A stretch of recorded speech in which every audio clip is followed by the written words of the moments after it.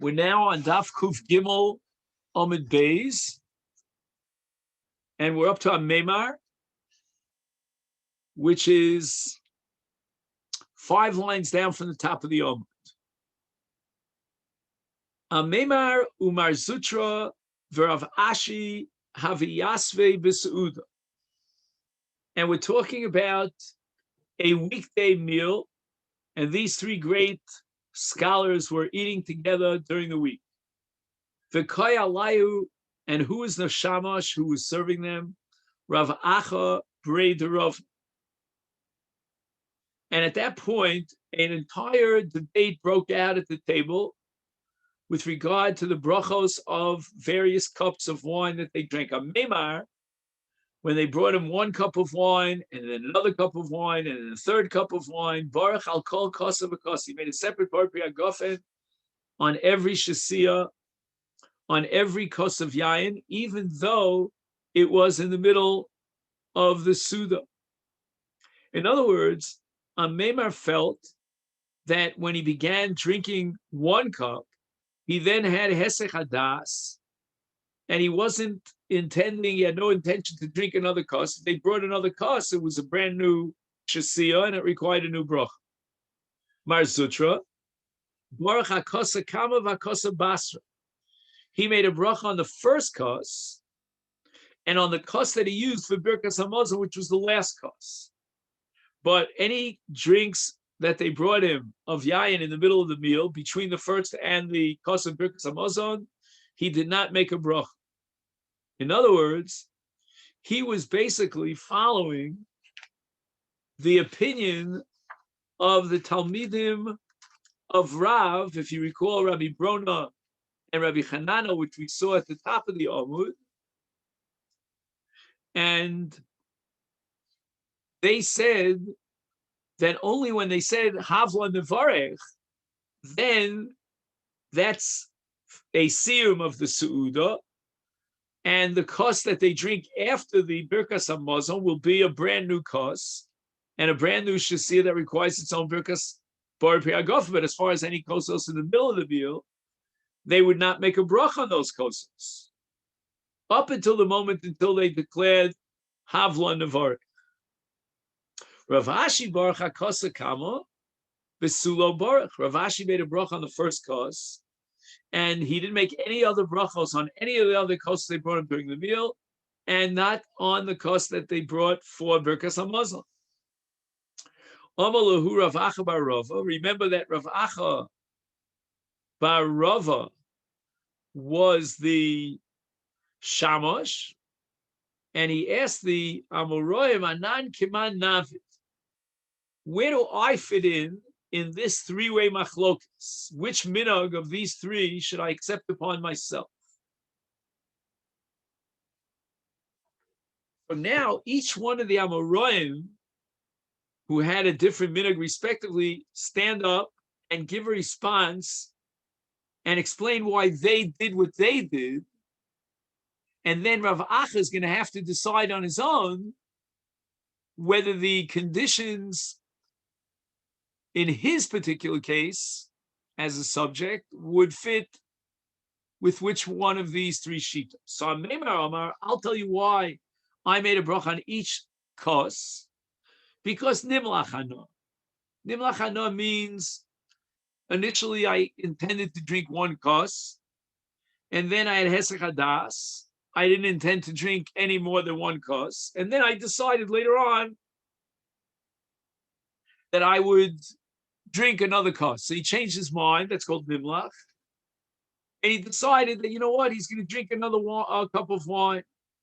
And the same thing happened the second time. They gave him a 2nd kos of yayin, and he decided that would be the last yayin that he would drink. And he had hesech hadas. Now they brought him a 3rd cup of wine, and he decided, it looks like good wine.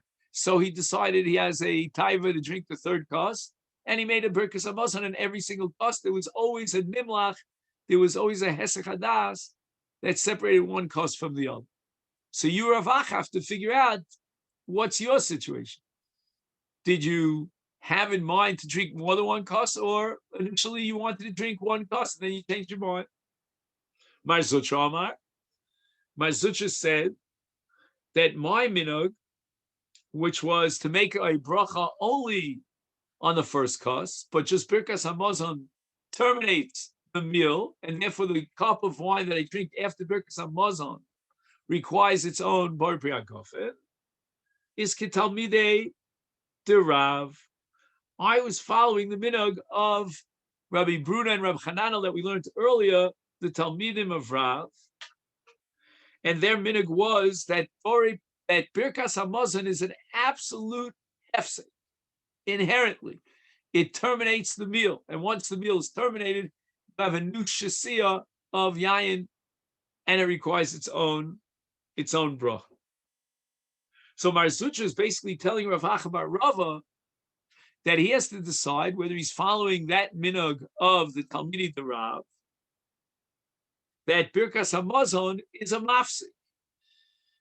If, let's say, you fit into a situation where you had in mind that you're going to drink a bar priyagofen with Birkas Hamazon, meaning after Birkas Hamazon, then you're not obligated to follow the Talmidim de Rav and make a separate bar priyagofen based on the premise, the principle that Birkas Hamazon itself is the termination, and it's an absolute hesek hadas, not a hesek hadas in the psychological sense, but rather in the legal sense. Legally, halachically, this bracha ends the Suda.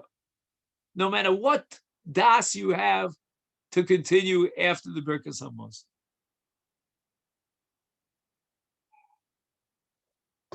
Now we get to Rav Ashi. Rav Ashi made a bracha on the first cuss, and that was it. Rav Ashi Omar, les hilchasa ki talmidei de Rav. We're not going to accept the Talmidim of Rav as halacha. And not only that, Rav Ashi goes a step further. He claims that Rav himself never said it. The Talmidim of Rav came up with this mistaken halachic ruling, and they came up with it on their own. It was their error. It was not Rav. And the truth is that we can understand where they made and how they made this error. Rav was talking about a case of Yontif Shechalios Achar Shabbos, where Yontif was a Motzi Shabbos. Teha, we had already many different shitos about the Seder HaBrachos in that scenario of Motzi Shabbos, which is Yontif. And Rav Shita was Yontif Shechalios Achar Shabbos, over Rav Yakneh, Yayin Kiddush, Ner, and Havdalah. So in other words, he starts with Bar Priyagofen, that's the Yayin. And that bracha Bar Priyagofen is Ola. It relates to both Kiddush and Havdalah that follow. And of course, Rav Shita's Kiddush comes before Havdalah. And he doesn't need to make a second Bar Priyagofen. And you could see clearly, says Rav Ashi, that just like Rav holds that the bracha of Kiddush is not a hefsek, meaning he starts with Bar Priyagofen, and then he recites Kiddush, and that's not going to be, the Kiddush is not going to be a hefsek between the Bar Priyagofen, which he began with before Kiddush, and the bracha on Havdalah. So that the bracha of Bar Priyagofen will now be related to Havdalah as well, even though Kiddush came in and wedged between the Bar Priyagofen and Havdalah. So the bracha could be chal even vis-a-vis Havdalah. So too, says Rav Ashi, in the case of Birkas Hamazon, there's no reason why Birkas Hamazon should be a mafsik and separate between the Bar Priyagofen, which he made at the beginning of the meal, and the yayin that he's going to drink after the Birkas Hamazon. We see that when you make a bracha, and you're obligated to make a bracha, the bracha is not a hefsek. So if you make a Bar Priyagofen before that bracha, that Bar Priyagofen can carry you over even into the Shtiyah after that bracha. We saw it in the case of Yain Kiddush Ner Avdol according to Rav. You started with Yain, you went over to Kiddush, and then when you get to Avdol is on the Yain that you began with. And we derive from this in conclusion that Birchas Kiddush is not a mafsik. If Birchas HaKiddush is not a mafsik, and the Bar Pri Hagafen can be chal even on what comes after the Kiddush, in this case Avdol, so too in the case of Birchas HaMazon is not a mafsik. And the Gemara rejects Rav Ashi. Velohi. Rav Ashi made an analogy that's not a precise analogy. Why? Hasam, in the case that happened in the Talmidim of Rav, and there they recited those magic words, Havlon v'nevarech, is Akar datayu mi mishtia. They decided that they're not drinking anymore. Havlon v'nevarech, we're going to recite Birkas HaMazon, and therefore, if they want to drink anything afterwards, they may have to make a new Bar Pri Hagafen. And that's fine. But in the case of Rav with Yontif Shechalils Be'erev Shabbos, Be'motzi Shabbos, Lo Akar Datayu Mimishte. When they began the process of Kiddush Havdalah, they had an intention that the Bar Pri Hagafen and the Shtia that would follow would be at the end of all these brachas. They'll start with Bar Pri Hagafen, and they'll conclude the Seder HaBrachos with Shtias Hayayin. There was never a declaration that indicated that they were Oker Das, meaning they completed and decided they're not drinking any more wine. On the contrary, they knew very well from the get-go that after Kiddush and Havdalah, they would drink the wine. So the Bar Pri Hagafen that they had is intentionally connected to the Shtia that follows the Havdalah. But in the case of the Talmidei, the Rav, where they recited the magic words Havlon v'nevarech, then they indicated clearly that they have completed the Suda. Now if they decide, wait a minute, bring us another cup of wine, they have to make a Bar Pri Hagafen. Now we go back to a discussion about Havdalah. Ki Matal Avdule, we're talking about what went on in the house of Rava. You remember that Rav Yaakov Bar Ava on Omid Aleph had visited the house of Rava. And when it came time for Havdalah on Motzi Shabbos, is Kam Shame, the Adlik Avuka Mishraga.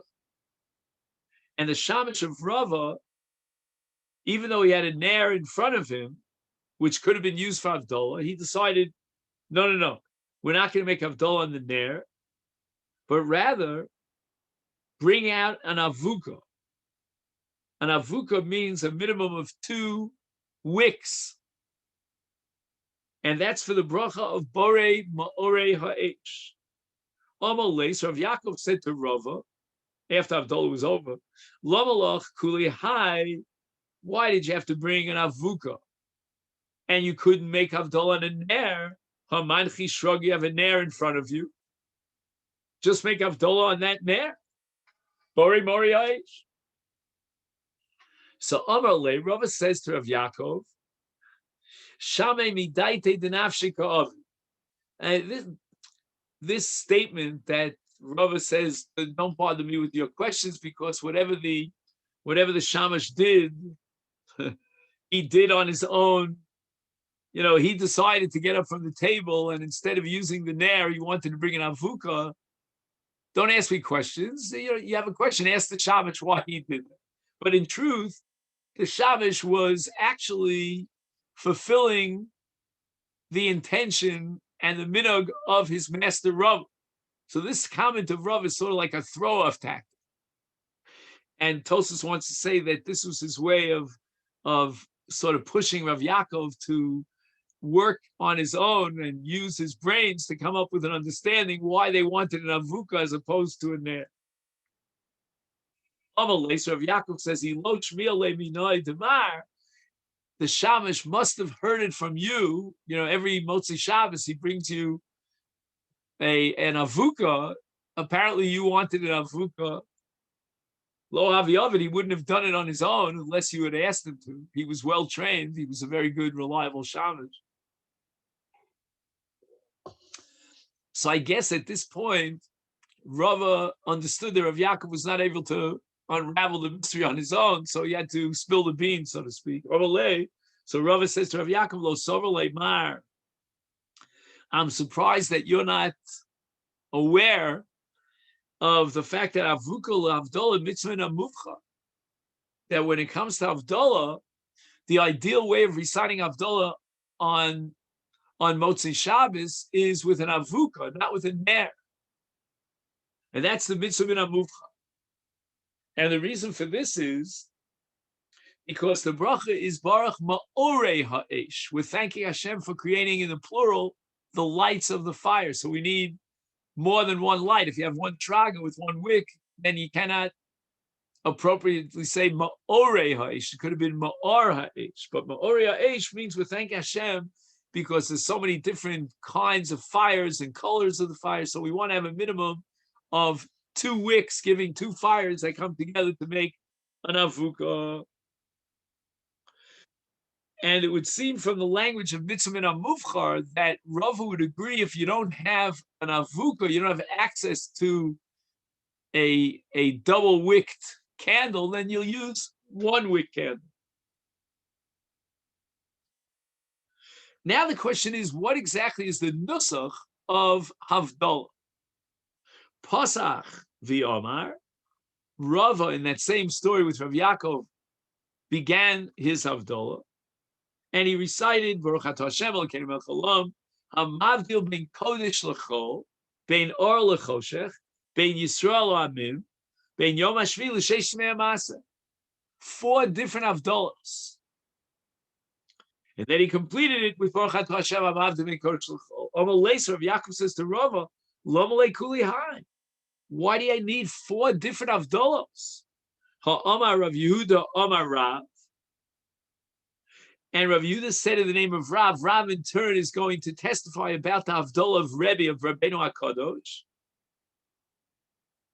Hamavdu ben Kodesh l'chol, Zui Havdalaso, Shel Rav Yehuda Nasi. He only recited 1 Havdalah. And therefore, why do you feel, Rav, that you have to be more religious than Rabbi Yehuda Nasi himself, and you have to recite 4 different Havdalahs? Amalei. So Rava says to Rav Yaakov, Anaba Svirale. I accepted a shita of Rabbi Elazar. The Omer Rabbi Elazar, Omer Rabbi Ochia, Apoches, if he wants to reduce the number of Havdalos, Lo Yivchos Mishalosh, the barest minimum is 3 Havdalos, which would mean Bein Kodesh L'chol, Bein Or L'choshech, Bein Yisrael Amin. And those are the 3 Havdalos that are absolutely necessary, the barest minimum requirement, Lo Yivchos Mishalosh. And all of these are Motzei Shabbos Havdalos. He's separating between Shabbos and Kodesh, Shabbos Kodesh and Yimei Achol. And on Motzei Shabbos, God created the fire. And the Hevdel, the difference between Yisrael Amim, is clear from the Shabbos. We have the Os of Shabbos. And obviously, Or L'choshech. So those are the 3 Havdalos that are absolutely required. That's the barest minimum. V'amosif, if he wants to enhance his bracha and embellish it with additional Havdalos, Yosef al Sheva, the ceiling, the top number is 7. And the Gemara later on is going to explain that there are 7 different inyanim in which there is a Havdalah. So that's the maximum number of Havdalahs. So in fact, Rava recited 4 Havdalahs. The 3 Havdalahs that are absolutely and clearly related to Motzi Shabbos are Kodesh L'chol or L'choshech Yisrael Ha'amim, and then a general kind of Havdalah of Yom HaShvi L'Sheshis Yimei HaMaaseh. One would wonder, what does that add to Bein Kodesh L'chol? Now, I wanted to, before we try to go on a little bit in the Gemara, and we'll have to end the Shia soon, but I would like to share with you something that I heard from my Rebbe, if I remember correctly, many, many years ago. And he said the following, that there are two categories of Havdalah. One category is something that the eye can see. It's very concrete, it's material, it's physical, and that's bein or l'choshech. Everybody clearly sees the difference between light and darkness. Now, bein kodesh l'chol is just the opposite. The day, from Sunday till Friday looks exactly like Saturday. Saturday looks like any day of the week. Then we have Ben Yisrael Ha'amim. Can and would it become obvious, where do we categorize Ben Yisrael Ha'amim? Is it like Or L'choshech, and it's crystal clear?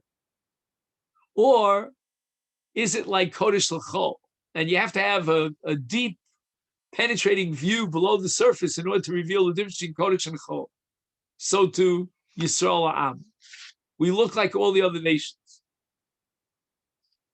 And Rav Soloveitchik said that there's no absolute answer to that question. It really depends upon the Jewish people themselves. If they're behaving like the other nations of the world, then you could only say Ben Kodesh L'chol, they come from Avraham, Yitzchak, and Yaakov, the Ovos, the Imos. But if they're behaving in a way that's distinctive, and their entire ethical character radiates the Kedushas Yisrael, such that anyone could see the difference between a Jew and a non-Jew, that the Jew is living on a level of holiness, on a sanctified level that's uplifted, that's unique, and that's clearly in contrast to the Goyim. Like, for example, the famous story of Rabbi Levi Yitzchak Ditchva. He came in on Leil Kanidra, he came early, and he started looking under the tables in the shul. They asked him, Rebbe, why are you looking under the tables? He said, I'm looking to see if anyone's drunk. And guess what? No one's drunk.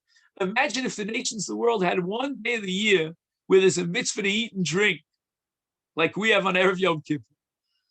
Half the synagogue, or whatever they call them, their house of worship, would be full of drunkards. Not one Jew is drunk. This was the famous Rabbi Levi Yitzchak Ditchva. In many, many different instances, he would show you how the Jew is so unique. And then it becomes like Bein Or L'choshech.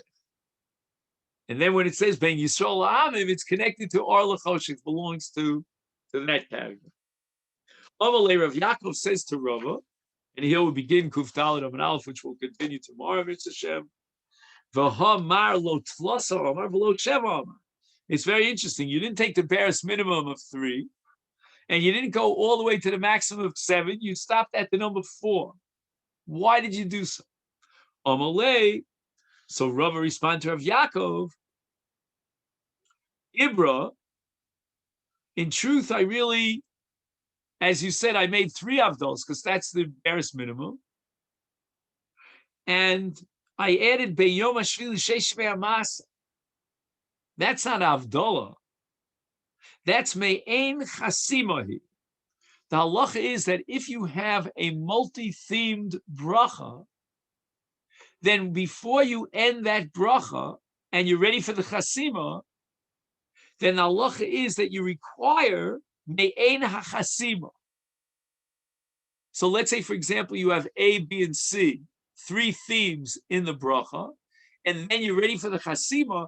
Before you chosem, the last concluding bracha, you have to reformulate the essence of what's going to come in the chasima. So in the gufa bracha, you have to have a me'ein chasima. So therefore, I added bein Yom Hashvi l'Sheish Masa, because that's Me'ena Machasima, Baruch Atah Hashem Mekadesh Hamavdil Ben Kodesh L'Chol.